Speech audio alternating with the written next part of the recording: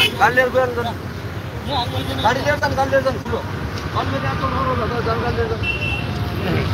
जान रातो प्लेटले मान्छे हाल्छ मान्छे हालिराखेको अनि खानी मान्छे ट्रकले धरि बोकेर हिँड्ने खेल्ला हेर्नु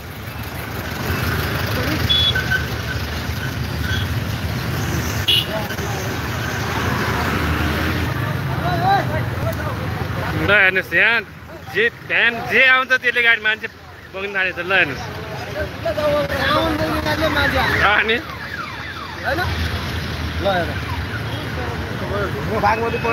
गाडी पछि पछि गइरहेको पेसेन्जर यस्तो अलपत्र परेको पेसेन्जर के जस्तो भित्र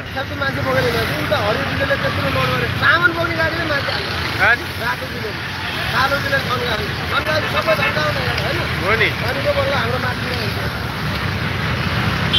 ल मालवाहक ट्रकले धरि मान्छे हालेछ ल हेर्नु मालवाहक ट्रकले धरि पेसेन्जर हालेर हिँड्न थालिसक्यो भनेपछि अब अनि हामी चाहिँ टाढा जाने मान्छे त के गर्ने त हो यो समस्या भन्नुहोस् त ल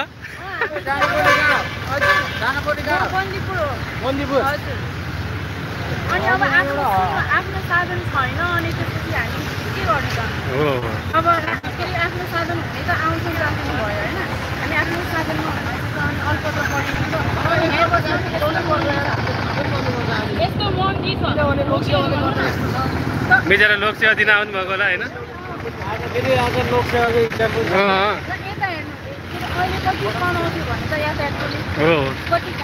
घाटा भयो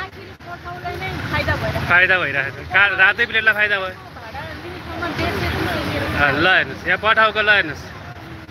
उहाँ गण्डकी प्रदेश अब त आँखा खोल देख्यौ यहाँ जनताको के भयो बिचल्ली एउटा जब घुसिया एउटा जब पैसाको पोको देखेर तिमीहरूले यो राजनीति जुन गर्यौ यसको परिणाम यहाँ हेर भोगिरहेछन् के मान्छेले जनताले भोगिरहेछन् प्यासेन्जर कति छ यो ट्रकमा ल हेर्नुहोस्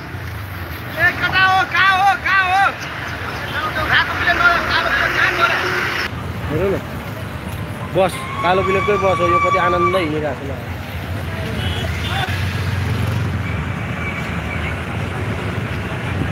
ल यो कसैले यसलाई कसले छेक्छ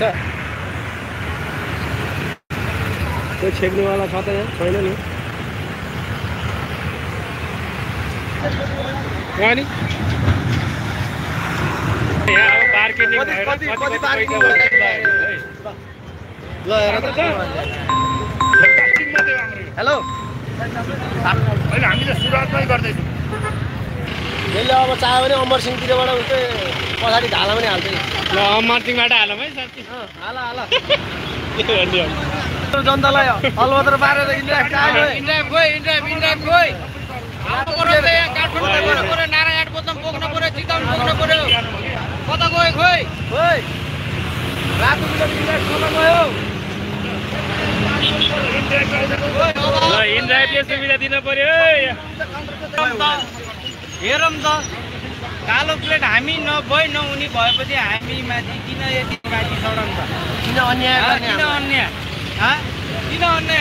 विद्यार्थीहरूलाई आउन यत्रा विद्यार्थीहरू अलपत्रमा पनि आज लोकसेवाको विद्यार्थीहरू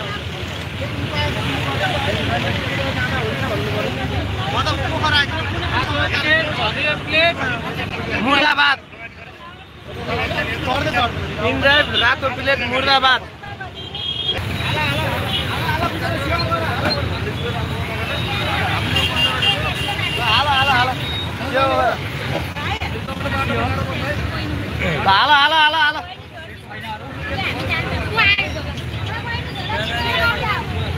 ल नेता नम्बर 15/85/03 यसरी मान्छे लोड गर्दै हिँडेछ ल हेर कालो प्लेटलाई चाहिँ यो कुन प्राइजनको गाडी हो ल तपाईहरुले भन्नुस् त यो नम्बर प्लेट हेरेर भन्नुस् अब यसरी यता देखाउन अलि यो निजी गाडीले यसरी मान्छे बोक्न थालेछि यो पाल्नै नसक्ने भए निजी गाडी किन किन्ने होइन मान्छे बोक्नलाई निजी गाडी यो प्राइभेट युज गर्ने भनेर हो किन भिडियो बनाउनु गाडीले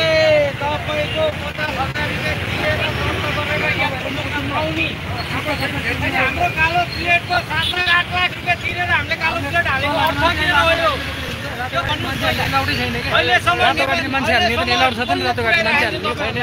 हामीले किस्ता के गरी तिर्ने के गरी हामी बेटा लात हान्दिएपछि हामी रोडा नउत्रेको उत्रिने अहिले यहाँ भएको पीडित मान्छेहरू कालो प्लेट तान्ने मान्छेहरू हामी पनि कालो प्लेट चलाउने मान्छे हाम्रो नि पीडित छ हामी नि किस्ता तिर्नुपर्छ नत्र भने हामी यो यत्रो 40-50 लाख रुपियाँ तिरेर गाडी किनेर चलाउनु भन्दा त हामी पनि 3 लाख 4 लाख रुपियाँ तिरेर सानो गाडी चलाएर हिँड्छु नि त 50,000 रुपियाँ तिरेर हामी पनि दर्ता गरेर चलाउँछु नि त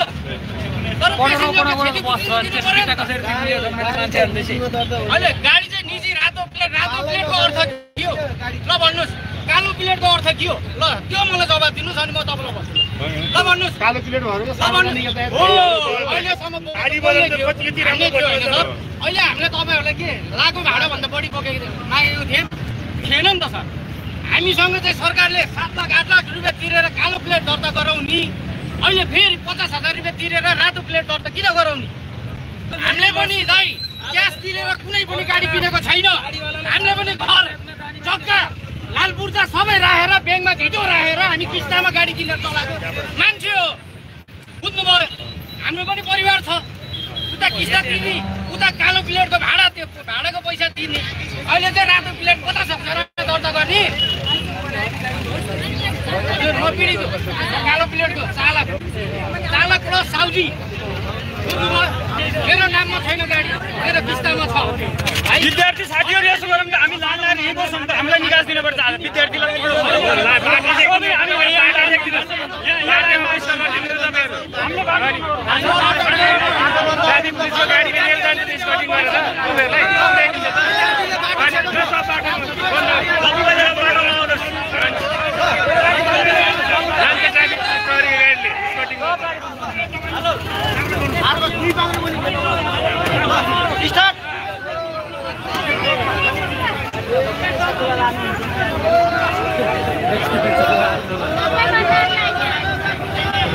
हो सबै बन्द गरिदिनुहोस् ल हेर्नुहोस् है विद्यार्थीहरू आन्दोलनमा उत्रिसकेका छन् हेर्नुहोस् विद्यार्थीहरूले बाटो अवरुद्ध गर्दैछ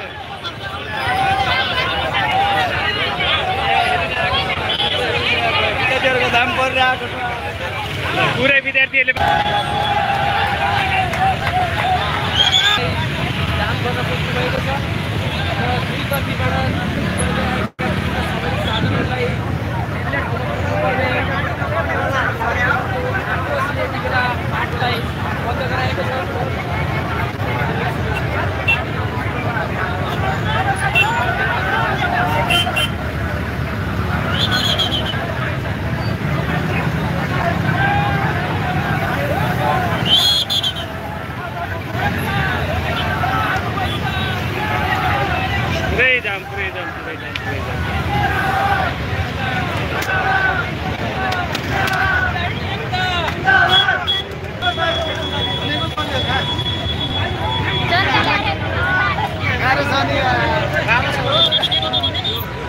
दोस्तों